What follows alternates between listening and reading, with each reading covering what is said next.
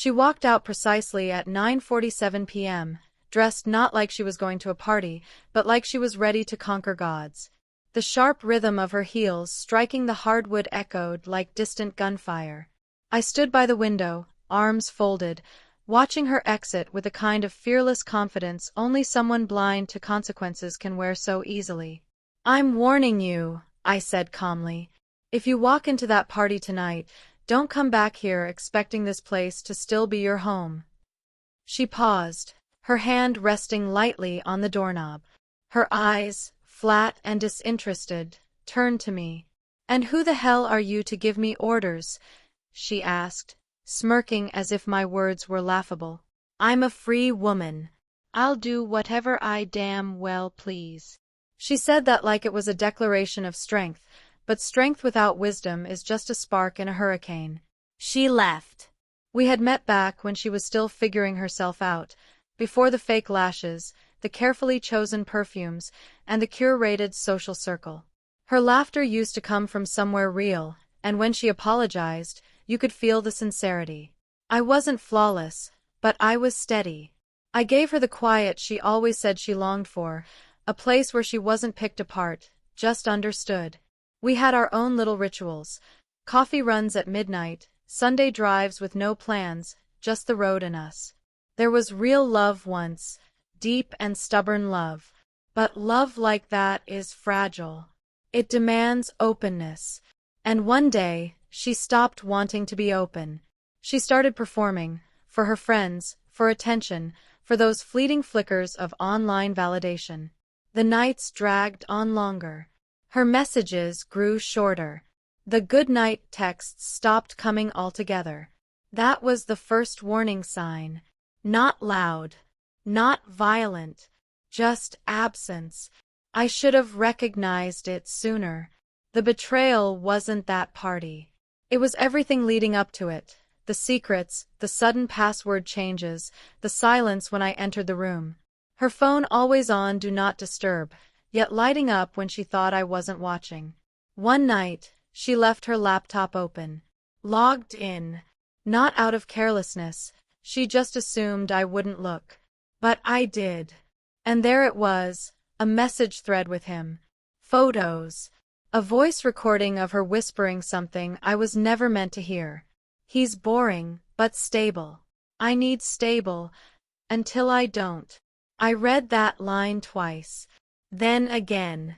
Strangely, I didn't explode. Not right away. That's what frightened me. I became methodical. Step 1. Evidence. I mirrored her phone using an old tech trick from my IT days. Collected everything. Texts, photos, voice notes. I built a digital map of every lie she told. Step 2. Strategy. I didn't confront her. That's what she would have expected. A dramatic scene. Screaming. Maybe forgiveness if she cried hard enough. But instead, I gave her calm. Pretended nothing was different. Played the loving partner. Meanwhile, I was quietly severing ties, closing joint accounts, opening new ones under my name alone. I contacted a lawyer. Quietly. Thoroughly. Learned about digital infidelity, marital assets, how the courts view digital proof. Step 3. Patience. I waited. Waited for the perfect moment. That party. That was a gift. She didn't just leave for a night. She left to make a statement. To humiliate me in her absence. That was her misstep. The event was hosted in a downtown loft. Loud, showy, just her style. I didn't go. Didn't have to. I already had everything I needed. While she twirled under someone else's hands, drunk and smiling, I had the locks changed. Her belongings, clothes, makeup, all the little odds and ends she adored, were already packed up. Not trashed. Donated. That mattered. I didn't want a trace of her left behind. When she returned at 3:17 a.m., makeup streaked, voice trembling, her key failed. Her code didn't work. The doorbell didn't even ring. I'd blocked her. I watched from upstairs as she cried, screamed, kicked the door in desperation. And then I turned away, went to bed. The next morning, she found me at work, cornered me in the parking lot. "Are you insane?" she snapped. "You can't do this to me." I looked at her like she was a stranger, because that's what she was. "No," I said. "You did this." I handed her an envelope. Inside, divorce papers, photo evidence, chat logs, every financial record tied to her affair. And one last piece, a printed email from him. The man she chose. In it, he ended things after I anonymously sent him her call history, DMs, and a copy of our wedding video. Turns out, he was engaged too. He left her, blocked her, vanished. The look on her face, that was the moment I'd been waiting for. She tried to fight back, accused me of emotional abuse.